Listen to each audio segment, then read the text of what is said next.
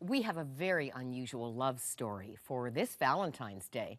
The couple joining me want you to know that there is always hope if you don't give up.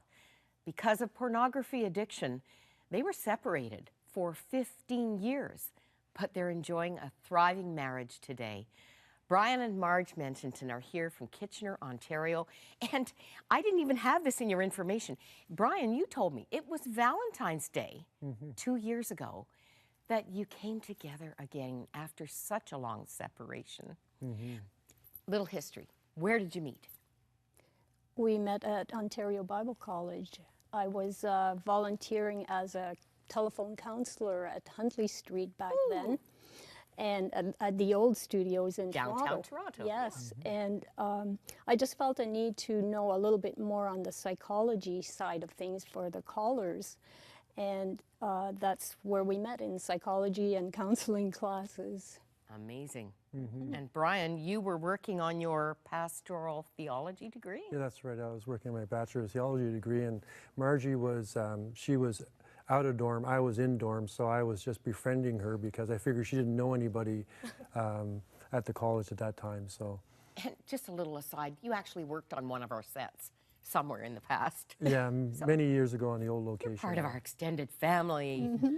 Now, in 1984, you were married, and tragically, you had a son who, no fault of his own or yours, severely handicapped.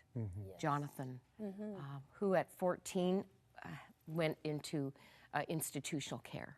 Yes, well, in a really good home with other kids, Just because I got burnt out at that point. you still just sleep 3 hours a night, Marj. Well, not every night, but oh my goodness. my sleep has been messed up because of the care for so many years.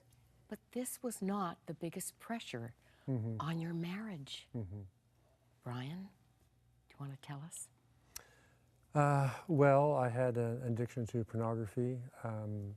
I had been exposed to pornography when I was in my early teens, and I also, well, you know, it was just a problem that carried into when I became a Christian in my mid-20s. I became a Christian, and I still struggled with it.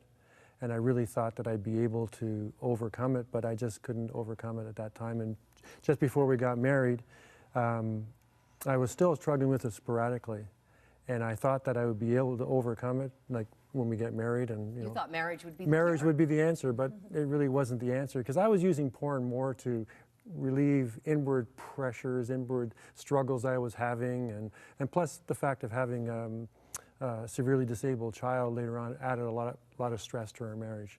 So it was something that really had a grip on me. Marj, did you know about it? Not in the beginning, no.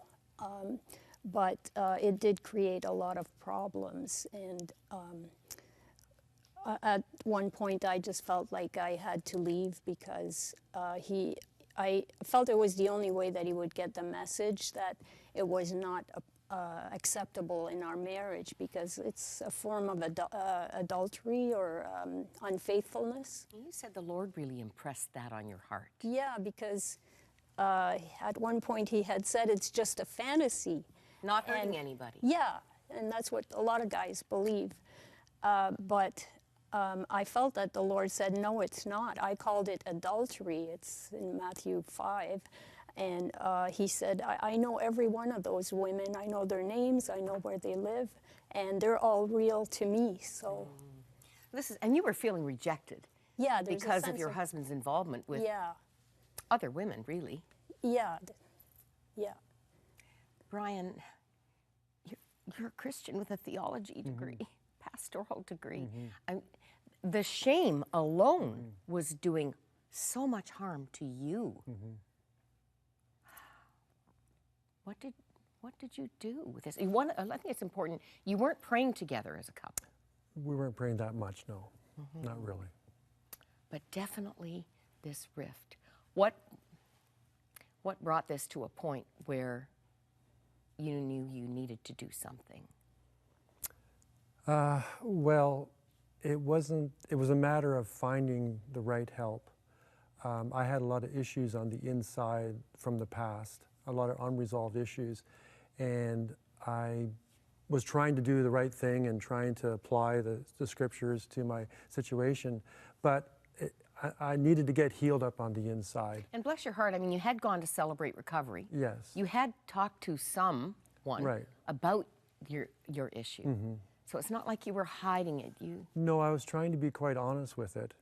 But there was certain things that were preventing me from being able to get really free in that area. As much as I wanted to, I didn't want to stay stuck in this. But, you know, like I say, because of the things that are happening on the inside, if you don't get healed up, if you don't kind of join the dots, then you end up doing things that are a result of unconscious stuff happening in your life, I think. Trip you up. And anger was also a big part of what Marge couldn't live with anymore. Well, Jesus said he would send a counselor, didn't he? In fact, he is the counselor, and it's pretty fascinating how the Lord spoke into Brian's heart. Changed everything. We'll find out right after this.